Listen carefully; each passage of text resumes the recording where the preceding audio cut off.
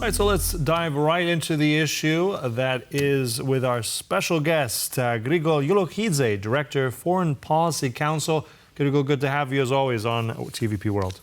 Thank you so much for being here.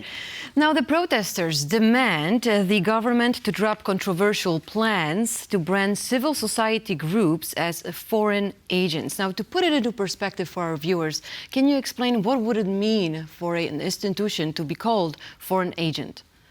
It means that if a certain organization, non-governmental organization, gets more than 20% of its funding from the external source, international donor, it will be defined as a foreign agent, the entity of foreign influence, which of course has a quite negative association and perception in every society, including Georgia.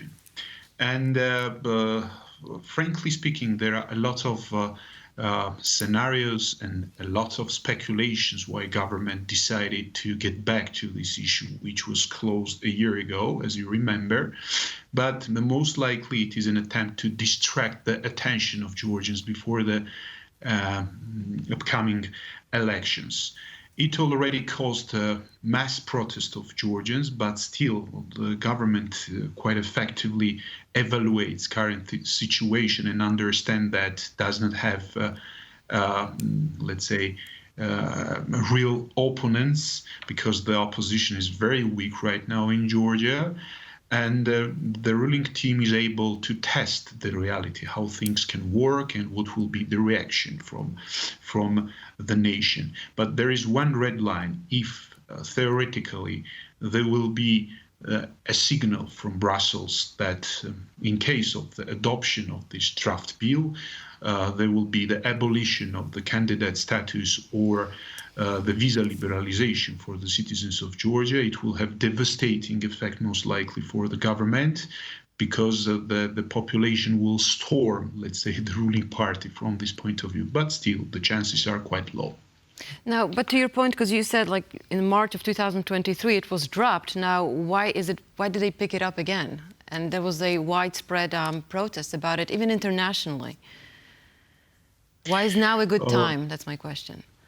There is no good time for such kind of legislative initiatives, because it directly undermines the stability of Georgia and already quite vulnerable democracy. There might be two reasons. First, I have already mentioned about the attempts to test the reaction of the society if they manage to get this law and adopt it in reality. It will be a total capitulation of the already demoralized opposition and the third sector. But the most realistic version from my point of view is the fear. They act out of fear, the fear of Russia. They send some kind of positive signals to Russia in order to avoid some irritation from the side of Kremlin, in order to show to them some goodwill. It is some kind of policy of balance of the ruling party. And once again, I can repeat that there were official warnings towards the Georgian officials from the USA, NATO, EU, the 13 committees of the European Parliament of Foreign Affairs. And the fear of the ruling party is much more towards, for the more dangerous thing that might be Russia, because until now we see absolutely opposite statements from the ruling party, and they claim that this law will be adopted. And the main target of this law is increased transparency, which does not sound quite logical right now. Mm-hmm. And also, I think, Grigol, I mean, we've talked about this with you many times. We've seen, unfortunately, Georgia grow, unfortunately, on a political level at least, closer and closer to Russia, closer to what Mr. Putin wants in Georgia. Unfortunately, this dream party that has control of the government seems very much, I think, faced with that direction. But at the same time, let's look at some of those positive images. I want to share now a social media post here with our viewers and you that we'll be able to see is a tweet video or an X of pictures of today, and these are crowds in Tbilisi, in the capital. We see there a lot of, we see European Union flags, Georgian flags. I mean, the scale of this, we're not sure of the numbers, but we can, I'm sure, at this point assume that there's quite a lot of people upset with this law. And I think, tell us about today. And the next tweet I want to just briefly show with you is a historic one, because exactly 35 years ago today, on April 9th, 1989, I think was quite significant for your country. So tell us about the symbolism of that day with what we're seeing in the streets in Tbilisi. April 9, 1989 is perceived in the Georgian collective and national memory as the breakthrough, as the let's say redemption, as the liberation from the Soviet rule, while the Soviet troops slaughtered more than 30 Georgians during their peaceful manifestation.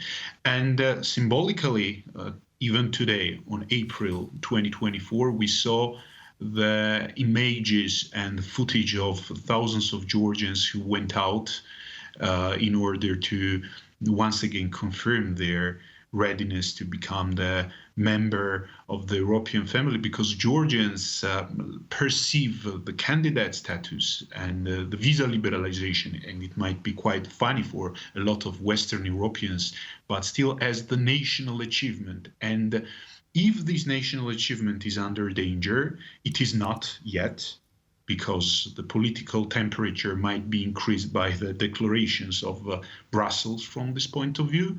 Once again, I repeat that the number of Georgians who will come out will be much more, 3 or 4 times more, and nobody will be waiting for the calls of quite demoralized and weakened opposition. Now, EU warned that the country, that Georgia, is moving too slow on key reforms like political polarization and protecting human rights. So it seems like government itself is just setting the country back. I mean, do you think it will overcome this? What would have to happen for Georgia to move forward when it comes to political polarization and protecting human rights? Well, this is quite complicated question, especially the first part, because we talk about the country which has a very low political culture. Look how many mistakes are made by the government, but none of the opposition parties are able to explain and illustrate them to the society. They're quite demoralized. And this is, of course, the result of the very low political culture. Nobody is able to explain to the vast majority of Georgians what should be done, what is a political agenda, what should the opposition do, and what is the next step in this plan. And that's why the government is quite in a comfortable situation and has let's say, all the abilities to do whatever they want, and they quite well understand that the risk of the loss of power is still very low, despite this controversial draft law. And, well, my answer would be the complete transformation of the political elite, but it is quite unrealistic from today's perspective. And, well, let's see, the parliamentary elections are planned for October 26 of this year. And these elections might bring some changes, but of course a lot of things depend on the outcomes of these demonstrations and of this controversial draft law. Now, Grigol, I think that one thing we want to point out as well is that the voice of the government is not united on this foreign agents law. I think it's a very different message from the president of Georgia. Let's just run a brief summary. I mean, this was said by her a couple of days ago. This is President Zurabishvili. Let's just share that with you and our viewers and get a different take on what she thinks about all this.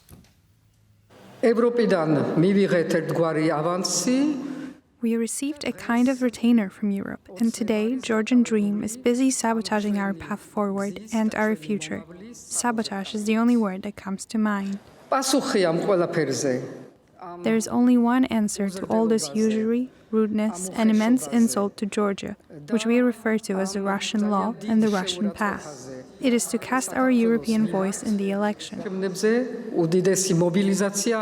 Huge mobilization is needed, not hopelessness, depression, pessimism, or unrest, but preparation. Preparation to take part in the elections under one European flag, perhaps as multiple parties, but under one European flag.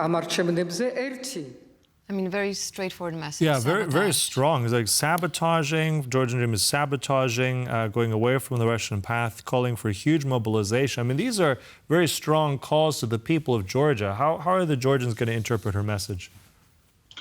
The person of Mrs. President Zurabishvili is quite controversial in Georgian society. At the beginning, she was appointed and seriously backed by the ruling party, the Georgian Dream, but then this crack happened between their relations and she became, let's say, quite interesting political player. She still refrains from criticizing Bidzina Ivanishvili, and that's why there are some, let's say, gossips that she might be still associated with the de facto leader of the Georgian Dream Party.